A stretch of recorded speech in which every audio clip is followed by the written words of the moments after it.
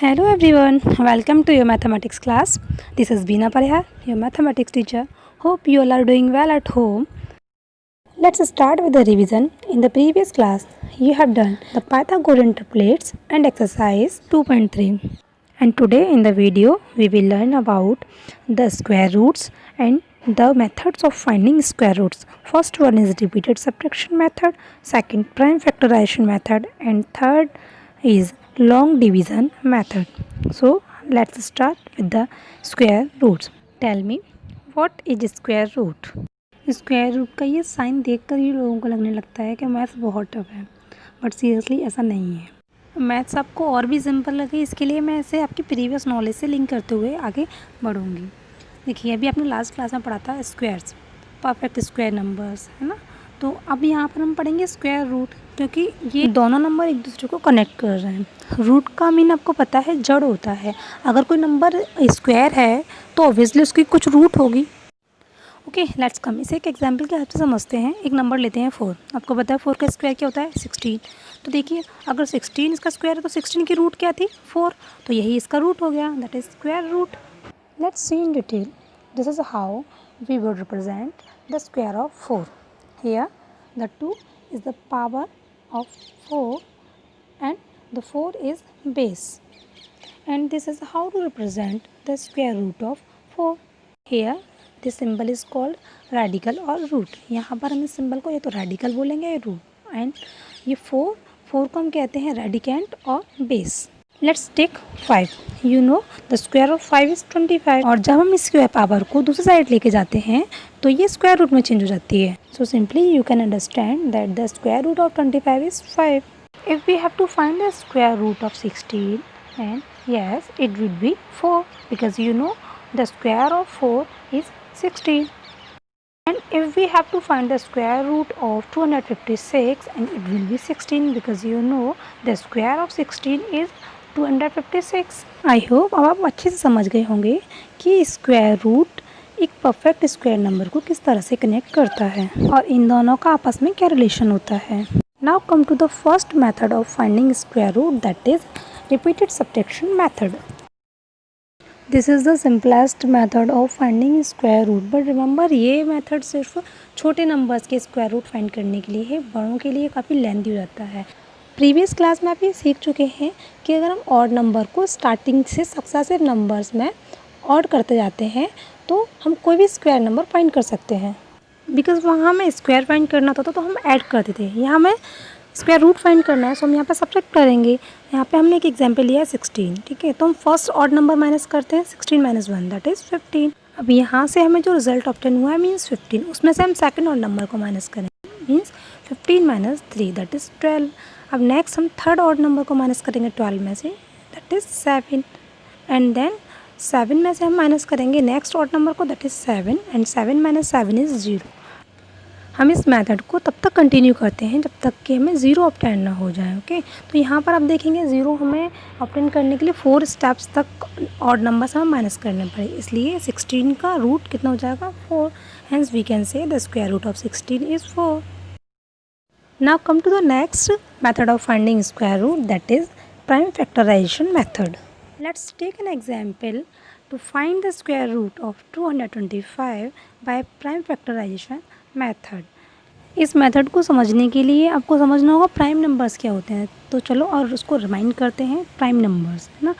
यहाँ पर हम एक एग्जाम्पल लेते हैं 5, ठीक है। तो हम यहाँ पर 5 के फैक्टर्स करेंगे, तो 5 के फैक्टर्स होते हैं 1 एंड 5।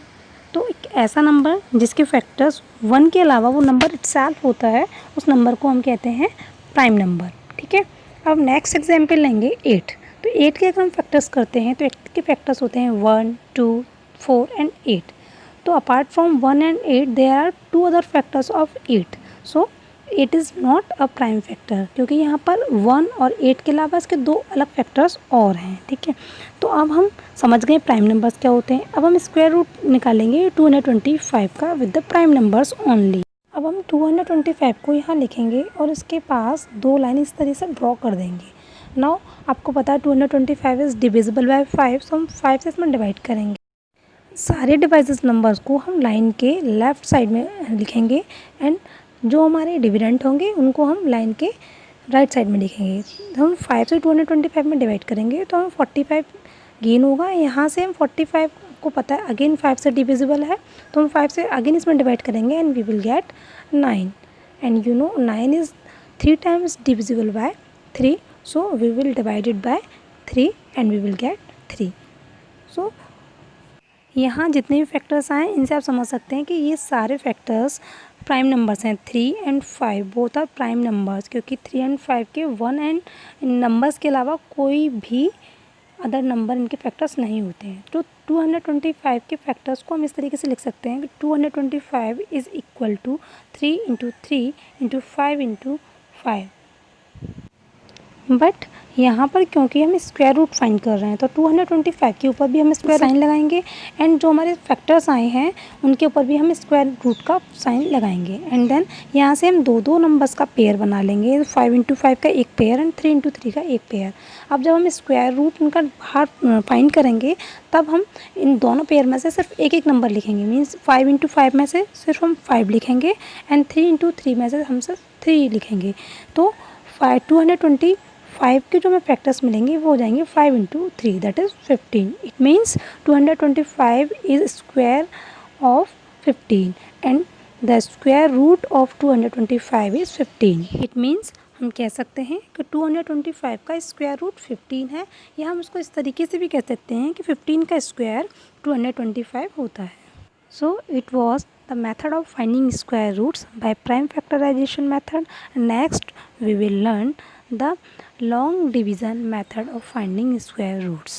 इस मेथड को समझने के लिए हमने एक एग्जाम्पल लिया 6084. Now we will draw two lines near this number like this. यहाँ मैंने कुछ स्टेप्स पहले से लिख के रखे हुए हैं, साथ में उन स्टेप्स को पढ़ते जाएंगे और साथ के साथ हम इसको सॉल्व करते जाएंगे कि हम किस तरीके से 6084 का स्क्वायर रूट फाइंड करेंगे बाय डिवीज़न मेथड।